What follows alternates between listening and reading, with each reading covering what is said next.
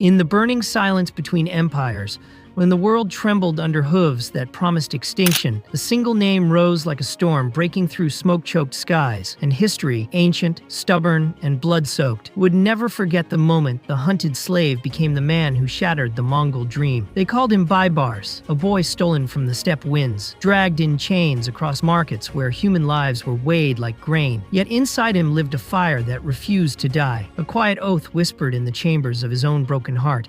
An oath that someday he would rise so high that even the men who sold him would tremble at the echo of his footsteps. The world did not know it yet, but destiny had a strange way of choosing its champions, often from the dust, the discarded, the forgotten. He arrived in Egypt with nothing but scars and a stubborn pulse, thrown into the Mamluk warrior ranks where survival was the only currency, and strength was hammered into bone under the harsh tutelage of war. In the deserts where the sand never kept footprints for long, Baibars learned to erase weakness, to sharpen instinct, until it became almost prophetic. And as sultans fell and dynasties crumbled, he waited, silent, patient, like a blade cooling before the strike. Then came the Mongols, the empire that swallowed kingdoms like dried leaves, an unstoppable tide that had drowned Baghdad, shattered Damascus, and turned cities into graveyards without names. The world whispered that no one could defy them. The world had not yet met Baibars. At Ain Jalut, beneath a sun that glared like a witness to fate, he unleashed a trap woven with desert cunning,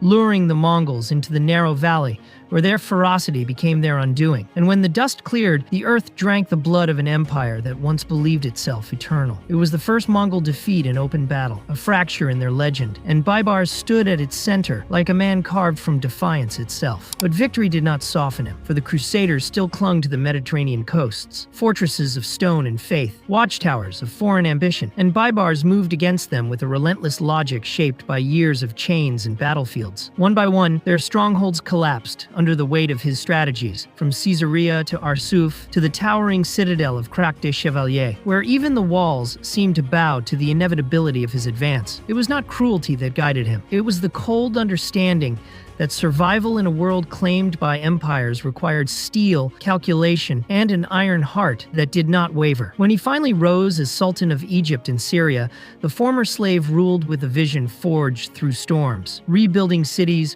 restoring trade routes, strengthening the faith of millions who saw in him not just a warrior, but a shield carved from the hardships of their own lives. Yet power carries its own shadows, and Baibars moved through them like a man aware that greatness is always borrowed from time, and time demands everything back. In the end, his story lingers not because he was unstoppable, but because he proved that even the smallest life, crushed under the wheel of fate, can rise to challenge the world's darkest giants. And somewhere in that truth lies a warning whispered across centuries, that greed collapses empires, faith can ignite nations, and power, once seized, reshapes the very bones of history. Subscribe and get ready. Something even darker is coming next.